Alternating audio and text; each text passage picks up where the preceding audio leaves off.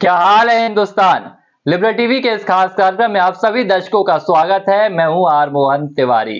राहुल गांधी की पीएम दावेदारी पर किसने लगा दी मुहर और 2024 के लोकसभा चुनाव में कांग्रेस को टक्कर देने के लिए क्यों तैयार हैं ज्योतिरादित्य सिंधिया। ये वो तमाम मुद्दे हैं, ये वो तमाम मसले हैं जिसे लेकर हम आज अपने इस खास कार्यक्रम क्या हाल है हिंदुस्तान में आपसे बातचीत करेंगे और हर मुद्दे की तह तक जाने की कोशिश करेंगे। सबसे पहला मुद्दा राहुल गांधी की पीएम दावेदारी को लेकर है। लगातार देश में विधानसभा चुनाव चल रहे हैं, 5 राज्यों में विधानसभा चुनाव हो रहे हैं, 4 राज्यों में मतदान हो चुका है और तेलंगाना में इस वक्त मतदान के लिए अभी इंतजार हो रहा है। 30 नवंबर को तेलंगाना में मतदान होंगे। इससे पहले राजस्थान, मध्य प्रदेश, छत्तीसगढ़ में और मिजोरम में मतदान हो चुके हैं। इन तमाम राज्यों के जो परिणाम हैं वो 3 दिसंबर को सामने आएंगे और इन परिणामों को लेकर कहा जा रहा है कि ये 2024 के लोकसभा चुनाव से पहले सत्ता का सबसे बड़ा सेमीफाइनल साबित होंगे और इन सेमीफाइनल में जिस पार्टी को जीत मिलेगी वो पार्टी 2024 के लोकसभा चुनाव में बड़ी दावेदारी करेगी। और इस बीच एक जो दूसरा बड़ा मुद्दा सामने आ रहा है, जो दूसरा बड़ा मसला सामने आ रहा है, वो राहुल गांधी की पीएम दावेदारी को लेकर है। दरअसल 2024 के लोकसभा चुनाव को लगातार भारतीय जनता पार्टी हो या कांग्रेस का खेमा हो, तैयारियों में जुट गया है। विधानसभा चुनाव के साथ साथ केंद्र की राजनीति भी देखने को मिलने लगी है। भारतीय जनता पार्टी के पीएम चेहरे इस बार भी प्रधानमंत्री नरेंद्र मोदी ही होंगे। 2014 के बाद 2019 और अब 2024 में पीएम मोदी के चेहरे पर ही भारतीय जनता पार्टी ये चुनाव लड़ेगी। हालांकि अभी तक विपक्ष की तरफ से पीएम के चेहरे को लेकर किसी भी प्रकार का कोई ऐलान नहीं किया गया है, कोई भी घोषणा नहीं की गई है। पीएम के कई बड़े चेहरे अपनी खुद की दावेदारी लेकर सामने आ चुके हैं, चाहे वो बिहार के मुख्यमंत्री नीतीश कुमार हो, दिल्ली के मुख्यमंत्री अरविंद केजरीवाल हो, तेलंगाना के मुख्यमंत्री केसीआर हो, तमाम नेता हैं, पश्चिम बंगाल के मुख्यमंत्री ममता बनर्जी हो, सभी कहीं ना कहीं उनके जो समर्थक हैं उन्हें मुख्यमंत्री नहीं बल्कि प्रधानमंत्री के रूप में देखना चाह रहे हैं और उनको पीएम का चेहरा बता रहे हैं। हालांकि कांग्रेस अपने सबसे बड़े नेता राहुल गांधी के लिए कुछ इन्हीं कोशिशों में जुटी हुई है। हालांकि विपक्षी गठबंधन ने भी अभी तक राहुल गांधी को पीएम का चेहरा घोषित नहीं किया है। लेकिन फिर कौन है वो लोग जिसने पीएम के रूप में राहुल गांधी की दावेदारी पर मोहर लगा दी है और ये मोहर अब लगने के बाद सियासी सुगबुगाहट भी तेज हो गई है। तो चलिए बता देते हैं कि आखिर ये मसला किससे जुड़ा हुआ है। दरअसल एक शख्सियत है विकास दिव्य कीर्ति, सोशल मीडिया में इनका एक बड़ा नाम है। ये देश में यूपीएससी की फैकल्टी हैं, देश के प्रतिष्ठित यूपीएससी कोचिंग है इसके संचालक हैं और लगातार चाहे वो सियासी मसले हों या देश के दूसरे मसले हों उस पर खुलकर बेबाकी से बोलते हैं और इनकी युवाओं के बीच में एक अच्छी खासी लोकप्रियता भी है। सोशल मीडिया पर एक अच्छी खासी फॉलोइंग है और इनके बयानों को जमकर तरजीह भी दी जाती है। यूपीएससी में जब हिंदी माध्यम के छात्रों के लिए एक संघर्ष देखा गया था तो उसमें विकास दिव्य कीर्ति ने एक बड़ा रोल भी निभाया था और हिंदी की वकालत की थी। अब विकास दिव्य कीर्ति का ही एक बयान सामने आया है। इस बयान को लेकर कांग्रेस पार्टी उत्साहित हो गई है। क्या है वो बयान और क्यों कांग्रेस पार्टी उत्साहित हो गई है? विकास दिव्य कीर्ति ने कांग्रेस नेता राहुल गांधी को लेकर एक बड़ा बयान दिया है। उन्होंने अपने बयान में ये कहा है कि 2024 में राहुल गांधी के लिए उन्हें संभावना तो नहीं दिख रही है, लेकिन 2029 के लोकसभा चुनाव में राहुल गांधी एक बड़े दावेदार हो सकते हैं। और जैसे ही ये बयान सामने आया तो सोशल मीडिया से लेकर सियासत के गलियारों तक हलचल तेज हो गई। यहां तक कि अब कांग्रेस ने विकास दिव्य कीर्ति के इस बयान को भुनाने की भी कोशिश करनी शुरू कर दी है। सबसे पहले आपको सुनाते हैं कि आखिर क्या है वो बयान जिसे लेकर अब राहुल गांधी के चेहरे पर पीएम दावेदारी का थप्पा माना जा रहा है। देखिए ये बयान। कांग्रेस के पूर्व अध्यक्ष राहुल गांधी के बारे में आपकी क्या राय है? राहुल गांधी अपने बेस्ट संस्करण लगातार बन रहे हैं। पहले की तुलना में वो बहुत बेहतर हुए हैं और बेहतर हो रहे हैं। 2024 में तो मुझे संभावना नजर नहीं आ रही, लेकिन 29 में हो सकता है कि वो एक बड़े दावेदार हो और अगर होंगे तो अच्छा है। हम क्यों मान के चलें कि एक ही पार्टी हमेशा देश चलाएगी? अलग अलग नेता, अच्छे नेता आए पॉलिटिक्स में, देश को संभालें, इसमें क्या बुरी बात है? संभालना चाहिए जी। एक इल्जाम भी लगता है विकास दिव्य कीर्ति जी, इल्जाम, हाँ मैं आ रहा हूं। ठीक है भाई, आप जनता पूछ रही है, आप उत्तर प्रदेश के मुख्यमंत्री योगी आदित्यनाथ पर अपनी प्रतिक्रिया बता दीजिए। जब योगी जी को सीएम बनाने का फैसला हो रहा था, उस समय 2-3 उम्मीदवार थे और मैं दिल से चाहता था कि योगी जी सीएम ना बने। हाँ, मैं बहुत खुल के अपनी बात कहना पसंद करूंगा। मैं दिल से चाहता था कि योगी जी सीएम ना बने, क्योंकि मेरे मन में उनकी छवि थी कि वो एक मठ वाले आदमी हैं और धर्म का आदमी सीधा राजनीति चलाएगा तो उतना अच्छा नहीं होगा। लेकिन पिछले 5-7 साल के कार्यकाल में एक आध मुद्दे पर मुझे कभी कभी लगता है कि कानून का शासन कितना बचता है, कितना नहीं बचता है। इन परफॉर्मेंस पे देखूं तो मैं कहूंगा कि वो एक शानदार मुख्यमंत्री हैं, ये कहने में मुझे कोई आपत्ति नहीं है। अब उत्तर प्रदेश तक पहुंच गए हैं तो बिहार का रुख कर लेते हैं। बिहार के 2 बड़े और चर्चित नेता, मैं उन दोनों पर आपकी प्रतिक्रिया जानना चाहूंगा। पहले लालू प्रसाद यादव। इन्होंने मेरी सुपारी ली है मुझे लगता है और आज ये मुझे मरवा के मानेंगे। अरे नहीं। मेरा पिछले कुछ साल में नीतीश कुमार वहां मुख्यमंत्री हैं और मैं जनरली ये मानता रहा हूं कि वो काफी अच्छे मुख्यमंत्री हैं। नए लोगों में तेजस्वी यादव से मुझे काफी उम्मीद है और मुझे लगता है कि वो जो लालू जी के समय की बातें थी कि जंगल राज होगा, वो सब होगा। तो इस बयान में आपने देखा विकास दिव्य कीर्ति ने कहा कि 2024 में वे राहुल गांधी के लिए बड़ी संभावना तो नहीं देख रहे हैं, लेकिन 2029 के लोकसभा चुनाव में राहुल गांधी बड़े दावेदार हो सकते हैं। विकास दिव्य कीर्ति ने यह भी कहा कि दावेदार होना भी अच्छा है, एक ही चेहरे को या एक ही नेता को देश की कमान क्यों सौंपना। अब विकास दिव्य कीर्ति का यह बयान आया तो इसे कांग्रेस ने भुनाने की कोशिश भी करनी शुरू कर दी है। कांग्रेस के समर्थकों का भी यह दावा है कि देश का एक बड़ा प्रबुद्ध वर्ग राहुल गांधी के चेहरे को पीएम का दावेदार मान रहा है। हालांकि कांग्रेस के समर्थकों ने यह भी कहा कि कुछ संशय बने हुए हैं, जिसकी वजह से अभी 2024 में राहुल को पीएम का दावेदार कहने से लोग कहीं ना कहीं कतरा रहे हैं। लेकिन जैसे ही इन 5 राज्यों के विधानसभा चुनाव के परिणाम सामने आएंगे तो राहुल गांधी 2024 में ही पीएम के बड़े दावेदार उभर कर सामने आएंगे। तो इस पूरे बयान ने एक बार फिर से राहुल गांधी को केंद्र की सियासत में पीएम मोदी के सामने लाकर खड़ा कर दिया है। लेकिन ये पहला मौका नहीं है जब विकास दिव्य कीर्ति ने अपने बयानों से चौंका दिया है या राहुल गांधी के लिए उन्होंने ऐसे बयान दिए हैं। विकास दिव्य कीर्ति एक ऐसी शख्सियत है जिनके पास युवाओं की एक अच्छी खासी फॉलोइंग है। देश के लाखों युवा उन्हें अपना आदर्श मानते हैं। सैकड़ों ब्यूरोक्रेट्स उन्होंने तैयार किया है, यूपीएससी की कोचिंग देते हैं, सोशल मीडिया में उनके वीडियो सामने आते हैं, लगातार उनसे युवा जुड़ा रहता है। ऐसे में विकास दिव्य कीर्ति का ये बयान बेहद ही तरजीह वाला माना जा रहा है। कहा जा रहा है कि विकास दिव्य कीर्ति का ये बयान राहुल गांधी की छवि को मजबूत भी कर सकता है। हालांकि उन्होंने खुलकर कहा है कि 2024 में वो राहुल गांधी के लिए संभावना तलाश नहीं करते हैं, लेकिन 2029 में राहुल गांधी एक बड़े दावेदार हो सकते हैं। लेकिन इसके पहले भी विकास दिव्य कीर्ति ने राहुल गांधी को लेकर ऐसे ही कई बयान दिए थे जिन्होंने राहुल गांधी की छवि को मजबूत करने की पूरी कोशिश की थी। क्या थे वो बयान? सबसे पहले हम आपको ये वीडियो दिखाते हैं, देखिए ये वीडियो। पर देखा कि सोशल मीडिया पर आप कितना भी अच्छा काम करें, लेकिन सोशल मीडिया पर क्रिटिसिज्म इतना ज्यादा होगा। पॉलिटिक्स में अगर आप हैं, जो विपक्ष है वो भी तो शरीर है, उसका अपना धर्म है, उसको झेलना बड़ा मुश्किल काम होता है। और तब मुझे संवेदना होने लगी राजनीतिक लोगों से, जिनसे पहले कभी कभी ऐसा भाव आता था कि ये तो सब चोर हैं, लुटेरे हैं, ऐसा आमतौर पर लोग बोल देते हैं।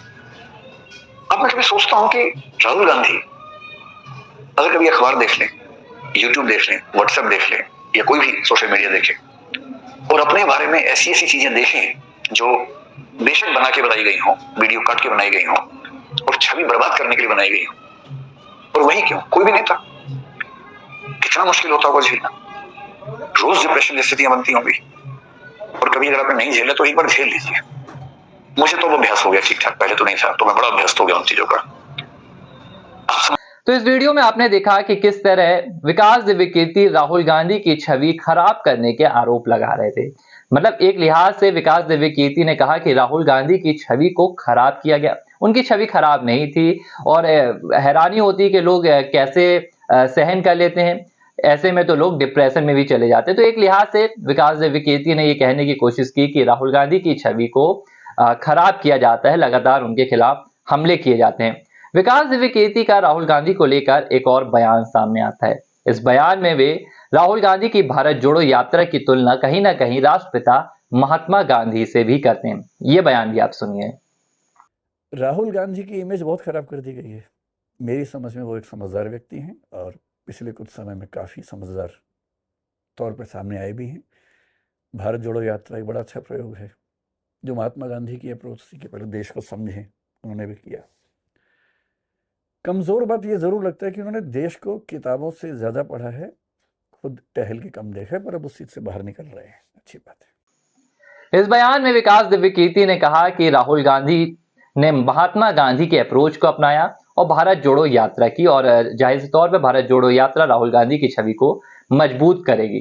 तो ये वो पूरे बयान हैं जिन्हें अब कांग्रेस पार्टी तरजीह दे रही है। कांग्रेस पार्टी का दावा है कि जिस लिहाज से अब देश का एक प्रबुद्ध वर्ग है, एक शिक्षक वर्ग है, राहुल गांधी के लिए समर्थन कर रहा है, राहुल गांधी को एक मजबूत नेता मान रहा है, तो अब राहुल गांधी 2024 में लोकसभा चुनाव में पीएम मोदी को टक्कर देने के लिए तैयार हैं। और इन बयानों के जरिए कांग्रेस पार्टी ने एक पिच भी तैयार करनी शुरू कर दी है, और ये पिच है राहुल गांधी को पीएम का चेहरा बनाना। हालांकि विपक्षी गठबंधन आईएनडीए ने अभी तक किसी भी नेता को अपना पीएम उम्मीदवार तय नहीं किया है, लेकिन सभी पार्टियां अपने अपने नेता के लिए लगातार समर्थन कर रही हैं।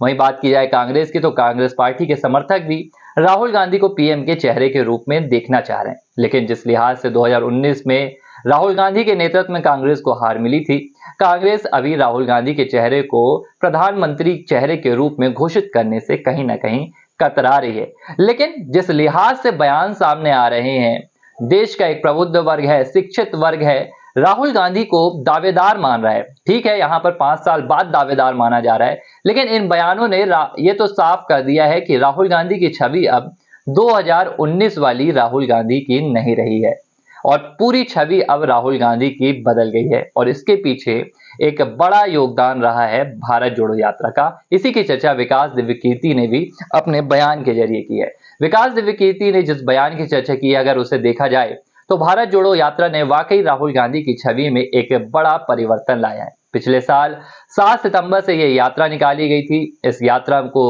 7 सितंबर से शुरू कर 30 जनवरी तक इसका समापन किया गया। देश के दक्षिण राज्य तमिलनाडु की कन्याकुमारी से यात्रा शुरू हुई और उत्तर में जम्मू के श्रीनगर में यह यात्रा खत्म हुई।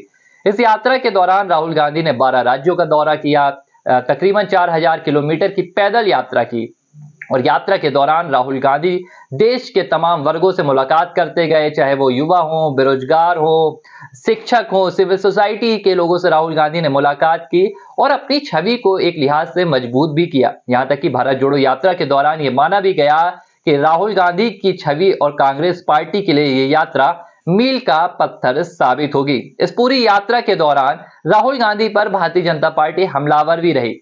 राहुल गांधी के खिलाफ भारत जोड़ो यात्रा का टाइटल लेकर इसे भी हमला किए गए कि देश तो टूटा ही नहीं है, आखिर किस बात की भारत जोड़ो यात्रा निकाली जा रही है। हालांकि इससे इतर राहुल गांधी की यात्रा को कोई नहीं रोक पाया। राहुल गांधी के खिलाफ कई बड़े आरोप लगाए, चाहे उनकी पादरी से मुलाकात हो या उनके भाषण हो, राहुल गांधी आगे बढ़ते गए और पूरी यात्रा ने राहुल गांधी के चेहरे के साथ एक परिपक्व नेता की छवि भी जोड़ दी। और इस यात्रा ने कहीं ना कहीं ये संदेश भी दिया कि राहुल गांधी जिस लिहाज से सक्रिय राजनीति कर रहे हैं, 2024 में राहुल गांधी एक बड़े दावेदार बनकर उभर सकते हैं। यात्रा के दौरान जो परिणाम भी सामने आए हैं, उन्होंने भी इसकी ओर एक इशारा किया है। बात की जाए अगर हिमाचल प्रदेश विधानसभा चुनाव की, तो भारत जोड़ो यात्रा के दौरान ही यहाँ नतीजे सामने आए थे और कांग्रेस पार्टी की सत्ता में वापसी हुई थी। राहुल गांधी की भारत जोड़ो यात्रा का दूसरा बड़ा नतीजा कब देखने के लिए मिला? ये नतीजा तब देखने को मिला जब दक्षिण राज्य कर्नाटक में कांग्रेस ने सत्ता में वापसी की और 135 सीटों के साथ कांग्रेस की सरकार बनी। हालांकि भारतीय जनता पार्टी लगातार इस दावे को इनकार करती रही है। भाजपा का कहना है कि कर्नाटक में जो सरकार बनी है, ये राहुल गांधी की लोकप्रियता से नहीं, बल्कि वहां के लोकल जो नेता हैं, क्षेत्रीय राजनीति है, उसके असर से बनी है। लेकिन कांग्रेस पार्टी का ये मानना है कि ये राहुल गांधी की ही लोकप्रियता है जिसने दक्षिण राज्य कर्नाटक में कांग्रेस की सरकार बनाई, और अब पूरे देश में राहुल गांधी की लोकप्रियता में इजाफा हुआ है। हाल ही में एक बयान भी सामने आया है। मैं ये बयान भी आपको बता देता हूं कि किसने दिया था और इसका इस मुद्दे से क्या कनेक्शन है। दरअसल राजस्थान में विधानसभा चुनाव चल रहे हैं। इस बीच कांग्रेस के दिग्गज नेता सचिन पायलट से एक मीडिया इंटरव्यू के दौरान सवाल किया गया कि कर्नाटक विधानसभा चुनाव में कांग्रेस को जो जीत मिली, क्या इसमें राहुल गांधी का हाथ था? क्या राहुल गांधी की लोकप्रियता का इसमें एक बड़ा रोल था? तो सचिन पायलट ने कहा कि हाँ, इसमें राहुल गांधी की ही लोकप्रियता थी और राहुल गांधी की लोकप्रियता ना सिर्फ कर्नाटक में बल्कि देश के उन तमाम राज्यों में है जहां जहां से ये भारत जोड़ो यात्रा निकली, और राजस्थान में भी इसका असर देखने के लिए मिलेगा। हालांकि अभी चुनावी परिणाम सामने आने बाकी हैं, लेकिन राहुल गांधी की छवि को लेकर बड़े बड़े दावे शुरू हो गए हैं। तो ये पूरे दावों को लेकर अब कांग्रेस पार्टी राहुल गांधी के लिए एक राजनीतिक पिच तैयार करने की कोशिश कर रही है, जिसमें राहुल गांधी को पीएम मोदी के टक्कर का नेता दिखाने की कवायद चल रही है। हालांकि विकास दिव्यकीर्ति ने सिर्फ राहुल गांधी को लेकर ही बयान नहीं दिया, उन्होंने राहुल गांधी को 2029 का एक बड़ा दावेदार बताया। तो उन्होंने यह भी साफ कहा कि 2024 में वो प्रधानमंत्री के रूप में नरेंद्र मोदी से बेस्ट चॉइस दूसरी कोई नहीं देखते हैं। विकास दिव्यकीर्ति ने कहा कि अगर केंद्र की सियासत की बात करें तो फिलहाल वो नरेंद्र मोदी को सबसे बेस्ट चेहरा प्रधानमंत्री के रूप में मानते हैं। उन्होंने अलग अलग नेताओं को लेकर भी बातचीत की। विकास दिव्यकीर्ति ने कहा कि अगर दिल्ली के सीएम की बात की जाए तो वो अरविंद केजरीवाल को दिल्ली का बेस्ट सीएम मानते हैं और वो कहते हैं कि मुझे नहीं लगता कि इस वक्त अरविंद केजरीवाल से बेहतर कोई दूसरा सीएम भी होगा। मुख्यमंत्री योगी आदित्यनाथ को लेकर भी विकास दिव्यकीर्ति ने अपने पक्ष रखे, अपनी राय रखी। उन्होंने कहा कि जब योगी आदित्यनाथ को उत्तर प्रदेश का मुख्यमंत्री बनाया गया तो मैं हैरान था, मुझे लगा ये मटका आदमी है, ये कैसे सरकार चलाएगा। लेकिन जिस लिहाज से योगी आदित्यनाथ सरकार ने प्रदर्शन किया है ये निश्चित तौर पर तारीफ के काबिल है। उन्होंने तेजस्वी को लेकर भी बयान दिया। तेजस्वी यादव को लेकर विकास दिव्यकीर्ति ने कहा कि अगर वो लालू प्रसाद यादव की जंगल राज वाली छवि को बदल सकते हैं तो एक वो मुख्यमंत्री के चेहरे के रूप में उभरने वाले नेता बन सकते हैं। तो विकास दिव्यकीर्ति एक शिक्षित वर्ग से आते हैं, प्रबुद्ध वर्ग से आते हैं और उन्होंने तमाम राजनेताओं को लेकर ये बयान दिए। लेकिन जब बात आई राहुल गांधी के बयान की तो इस बयान को सियासत में और सोशल मीडिया में जमकर तरजीह मिली और इसकी एक बड़ी वजह भी है।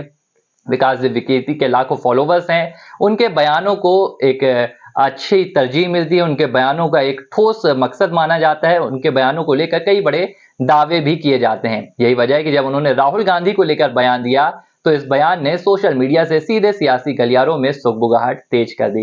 हालांकि 2024 के लोकसभा चुनाव में विपक्ष का प्रधानमंत्री चेहरा कौन होगा इसका अभी आधिकारिक ऐलान नहीं किया गया है, लेकिन जिस लिहाज से कांग्रेस पार्टी ऐसे बयानों को तरजीह दे रही है इससे साफ है कि 2024 में राहुल गांधी पीएम मोदी को टक्कर देने के लिए पीएम का दावेदार बन सकते हैं। इसकी एक बानगी एक और देखने को मिली जब खुद राहुल गांधी ने हाल ही में अपने एक बयान में इसे लेकर एक बयान दिया।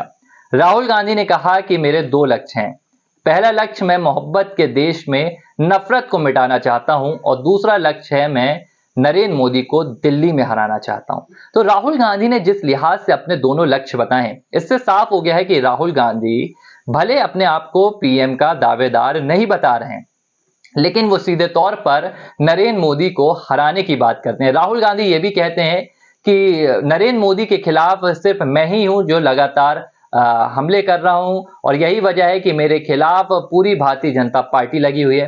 तेलंगाना में वो भाषण दे रहे थे, उन्होंने कहा कि मेरे सीने पर 24 मेडल लगे हैं और ये मेडल 24 मामलों के हैं, मेरे खिलाफ ईडी की कार्रवाई होती है, मेरा घर छीना जाता है, मेरी सांसदी छीनी जाती है, लेकिन केसीआर के खिलाफ ऐसे आरोप नहीं लगते हैं, ओवैसी के खिलाफ ऐसे आरोप नहीं लगते हैं। तो राहुल गांधी का ये बयान अपने आप में ये बता रहा है कि राहुल गांधी साफ तौर पर ये कहना चाह रहे हैं कि नरेंद्र मोदी को सीधी टक्कर उनके अलावा विपक्ष का दूसरा कोई भी नेता नहीं दे पा रहा है। और एक लिहाज से राहुल गांधी यह भी बता रहे हैं कि 2024 के लोकसभा चुनाव में वो ही नरेंद्र मोदी को टक्कर देने वाले सबसे बड़े नेता बनेंगे। हालांकि अभी कांग्रेस पार्टी उनको पीएम का उम्मीदवार घोषित नहीं कर रही है, लेकिन इस पूरे बयानों ने, चाहे वो विकास दिव्यकीर्ति के बयान हो, राहुल गांधी के बयान हो, 2024 के लोकसभा चुनाव को लेकर हलचल तेज कर दी है। तो ये पूरा मुद्दा राहुल गांधी और विकास दिव्यकीर्ति के बयान से जुड़ा हुआ था।